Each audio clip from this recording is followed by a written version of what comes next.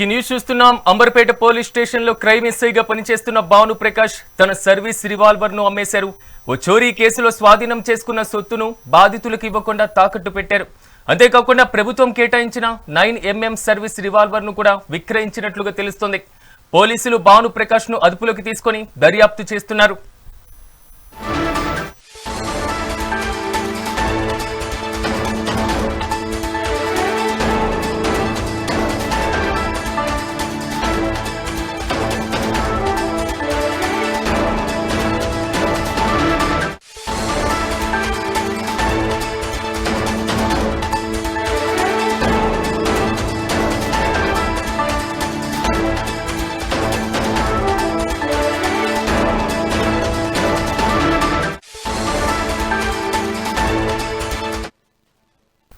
Amberpet police station లో crime ఎస్ఐగా పనిచేస్తున్న భాను ప్రకాష్ తన సర్వీస్ రివాల్వర్ ను అమ్మేశారు. ఓ చోరీ కేసులో స్వాధీనం చేసుకున్న సొత్తును బాధితులకు ఇవ్వకుండా తాకట్టు పెట్టాడు.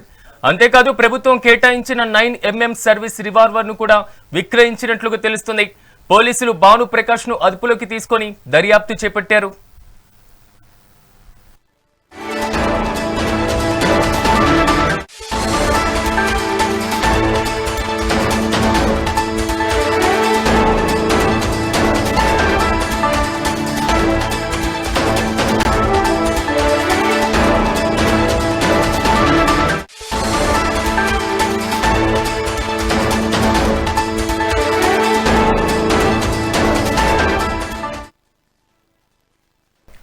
అంబర్పేట్ పోలీస్ స్టేషన్ లో క్రైమ్ ఎస్ఐగా పనిచేస్తున్న భాను ప్రకాష్ తన సర్వీస్ రివాల్వర్ ను అమ్మేయడం జరిగింది. ఓ చోరీ కేసులో స్వాధీనం చేసుకున్నటువంటి సొత్తును బాధితులకు ఇవ్వకుండా తాకట్టు పెట్టినటువంటి ఘటన వెలుగులోకి వచ్చింది.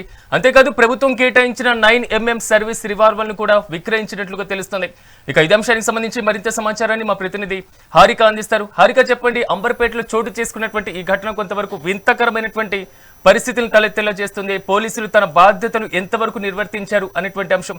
సో భాను ప్రకాష్ ని ఇప్పటికైతే అదుపులోకి తీసుకోవడం జరిగింది. దీనికి సంబంధించిన డీటెయిల్స్ ఏంటి?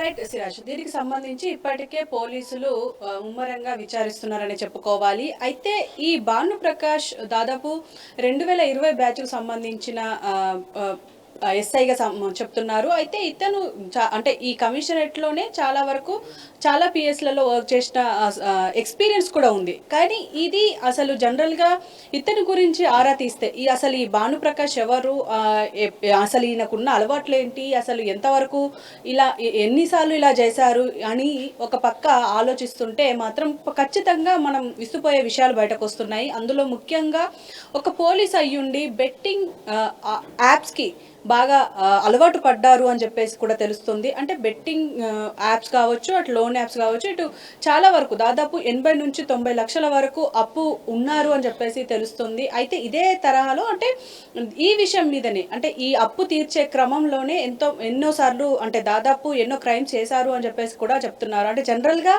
అసలు స్టేషన్కి రాకుండా బయట తిరగడం, గ్రూప్ 1కి గ్రూప్ 2కి అంటే గ్రూప్స్కి ప్రిపేర్ అవుతున్నానని చెప్పడం, ఇలాంటివి చాలాసార్లు జరిగాయి అని చెప్పేసి కూడా తోటి పోలీసులు చెప్తున్న సందర్భం. కానీ లోపల అంటే సర్వీస్ రివాల్వర్ కనిపించడం లేదు అన్న కోణంలో ప్రస్తుతం పోలీసులు సర్చ్ చేస్తున్నారు. ఎందుకంటే ఇప్పటికీ అంటే జనరల్గా అసలు కేసు ఎలా బయటపడింది అనేది మాత్రం చూస్తే ఇటు అంటే దాదాపు 2000 అంటే ఏదైతే ఈ 4 తులాల బంగారం పోయి బాధితులు పోలీస్ స్టేషన్ అప్రోచ్ అయినప్పుడు అప్పుడు ఈ 4 తులాల బంగారం రికవరీ చేసినప్పటికీ అవి బాధితులకు లేదా ఇటు స్టేషన్లో కానీ అప్పచెప్పకుండా అతని దగ్గరే ఉంచుకొని అది అమ్మేసుకొని మరి డబ్బులు పోగు చేసుకున్నారు అని చెప్పేసి కూడా ఒక వాదన ఉంది. అయితే అదే విషయం మీద ఇటు బాధితులు హయ్యర్ అఫీషియల్స్కి కంప్లైంట్ చేసినప్పుడు అప్పుడు తెలిసిన తర్వాత ఇతని మీద కేసు నమోదు చేయడం, అలాగే దీని మీద ఎంక్వైరీ చేస్తున్న క్రమంలో ఇటు అంటే ఆల్రెడీ సస్పెండ్ అయ్యాడు కాబట్టి నేను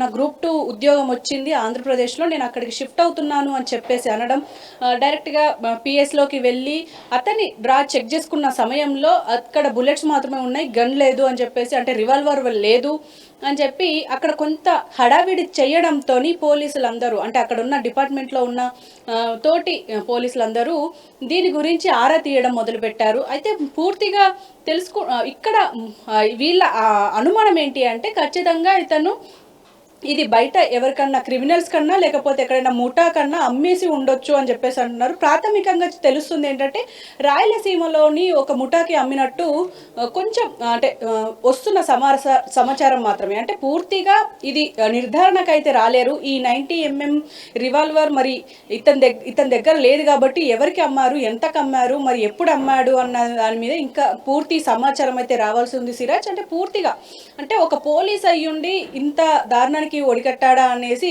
ఇప్పటికే చాలా పెద్ద ఎత్తున ఆరోపణలు కూడా వస్తున్నాయి. ఎందుకంటే ఇప్పటికే పోలీస్ డిపార్ట్మెంట్ మీద చాలా మందికి నమ్మకం ఉండదు. ఇలాంటి సందర్భాలు వచ్చిన ప్రతిసారి ఇటు డిపార్ట్మెంట్ ప్రతిష్టకి దెబ్బతీసే విధంగా ఉంది అని చెప్పేసి మాట్లాడుకోవాల్సిన పరిస్థితి అయితే ఉంది. మరి చూడాలి మరి దీనికి సంబంధించి అంటే ఈ 90mm రివాల్వర్ మరి దీనికి సంబంధించిన ఏమైనా డీటెయిల్స్ వచ్చే అవకాశం ఉందా లేదా అనేది తెలిసే అవకాశం ఉంటుంది Siraj. Right Harika, thank you.